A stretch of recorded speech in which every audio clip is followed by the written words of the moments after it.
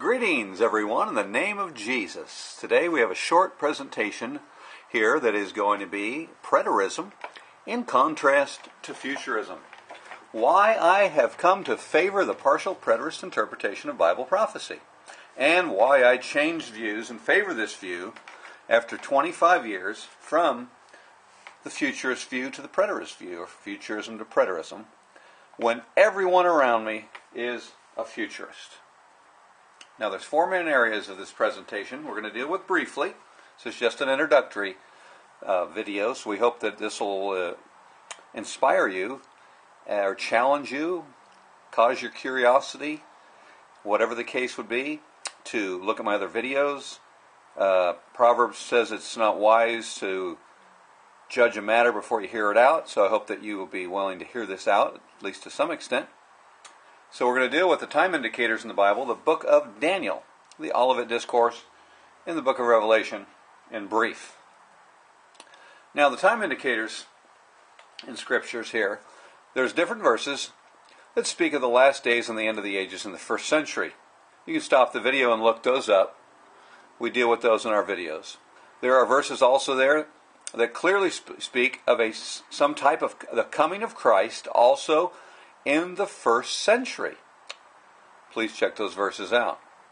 Now, these connect with the powerful redemptive impact that resulted from Christ's ministry, his prophecies, his declared judgments on Jerusalem and the temple, his crucifixion, resurrection, and ascension to his throne in heaven. Now, a 40-year transition period orchestrated by God helped soften the enormous revolutionary change in going from the Old to New Covenant.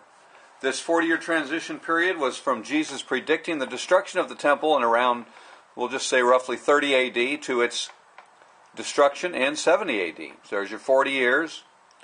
Several comparisons can be made between this 40-year period of them coming out of the law and going into the grace or the new covenant, with them coming out of Egypt and going into the old covenant with the 40 years in the wilderness. I have some comparisons about that in other videos.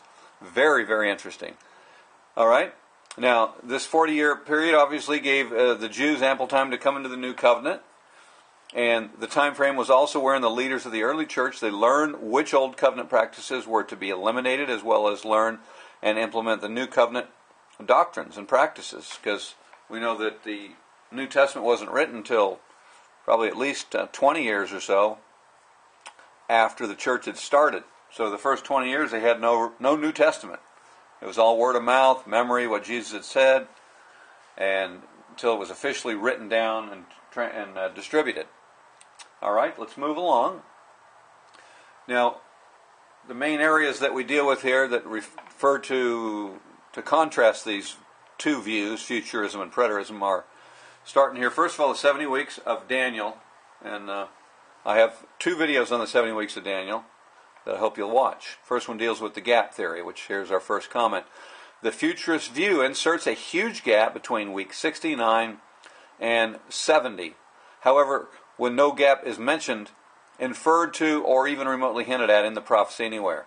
Over there on the right side now, the preterist view has no gap in the prophecy and is interpreted as a continuous unbroken block of 490 years. We contrast these and teach this other view without a gap.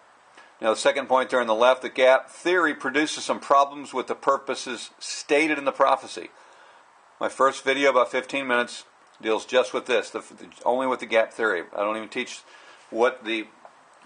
the prophecy like I do in the second video, my second 70-week video. So, if you want to see the issues and problems connected to the gap theory, please see my first video on the 70 weeks and the gap theory.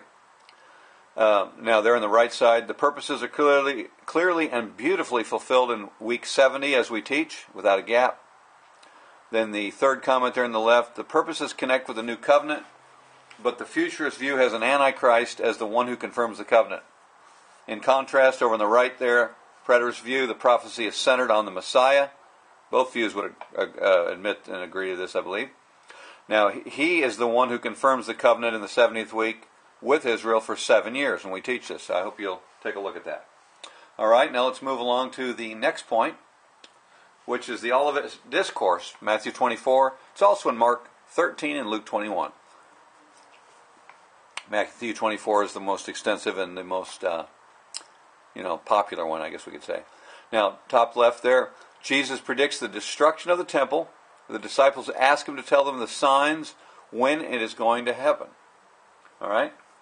And right below that there, we'll do this first column now. The futurist view again inserts a huge gap and interprets most of the prophecy, if not all in some cases, or some scholars perhaps, of it was referring to the end of the church age. Now, the temple's destruction is greatly diminished it's not completely overlooked, but it is somewhat diminished, I believe, in the futurist view, because everything is looked at as it being the end of the world, when the only event that Jesus predicted was the destruction of the temple that got the whole discourse and questions and such by the disciples started. Now, the phrase, this generation, it is interpreted differently in Matthew 24, which is the Olivet Discourse here. In the futurist view, it is interpreted differently in Matthew 24 than in every other place in the entire New Testament. Now, the right side here, Jesus predicts the destruction of the temple in Matthew 24, 1 through 3. The questions they ask him about when it's going to happen.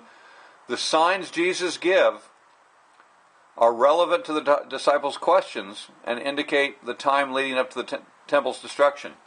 I show and prove through Scripture and history that those signs that Jesus gave throughout Matthew 24, leading up to 34, when he says, this generation shall not pass till all these things take place.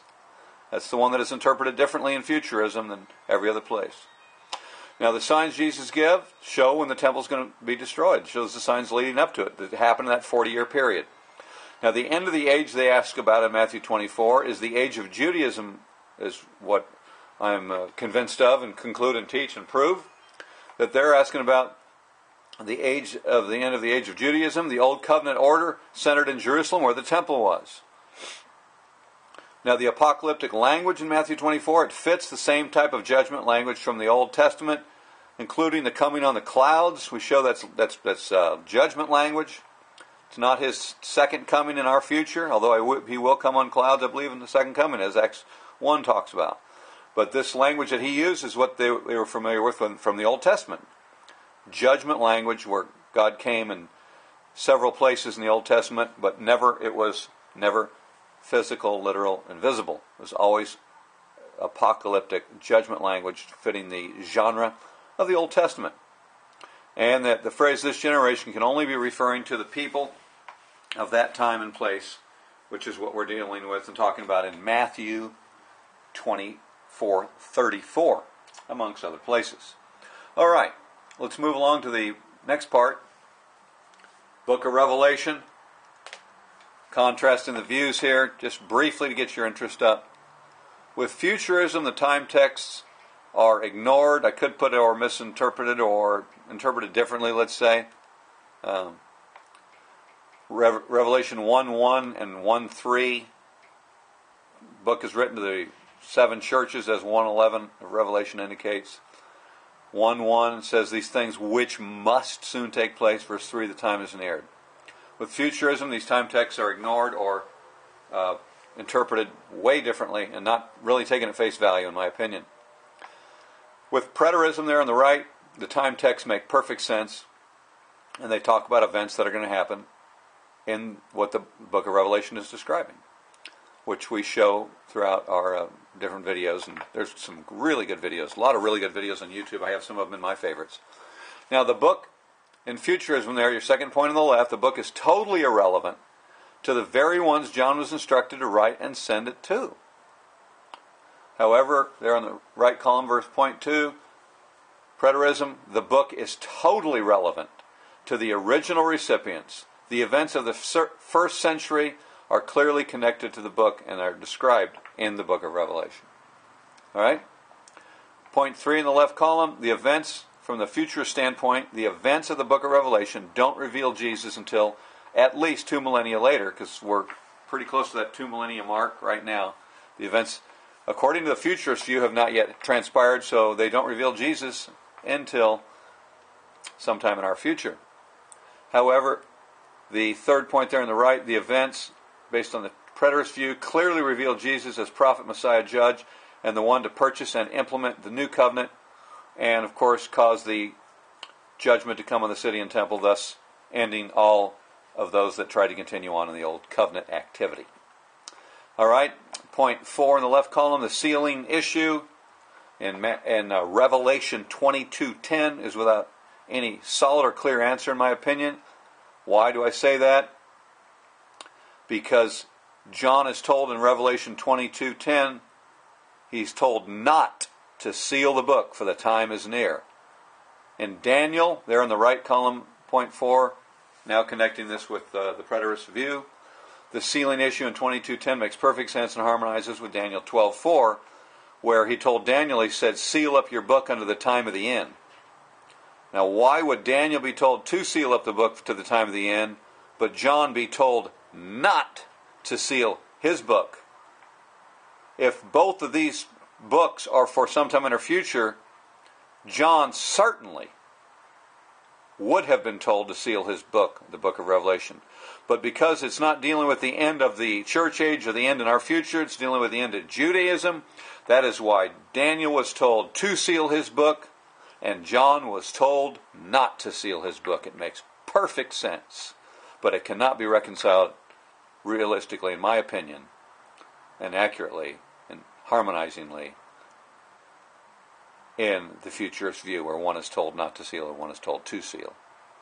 Now, the last point there in the left column, the late date is without any mention of the temple's destruction in AD 70, meaning a later date. Some believe that the book of Revelation was written in the 90s AD, which would have been 20 years after the temple's destruction, with all the accounts of, for example, in the Gospels, showing all the prophecies that Jesus fulfilled when he came over and over and over again. There's many, I don't know how many, but there's lots. There's dozens of prophecies referred to in the Gospels, and even the epistles for that matter, that show Jesus fulfilling prophecies. Yet, if the book of Revelation is written in 90 AD or somewhere 95 AD, where John would have been a very, very, very old man, it would have been written without a single remark, not even a blip, not a hint, not one verse, saying anything about the destruction of the temple that Jesus had predicted in Matthew 24, Mark 13, Luke 21. Not a single mention of it in the entire book of Revelation, if the book was written in AD 95, as the late date advocates are advocating. That's what they say. People think that, and advocate, the majority, they advocate the book of Revelation was written around AD 95.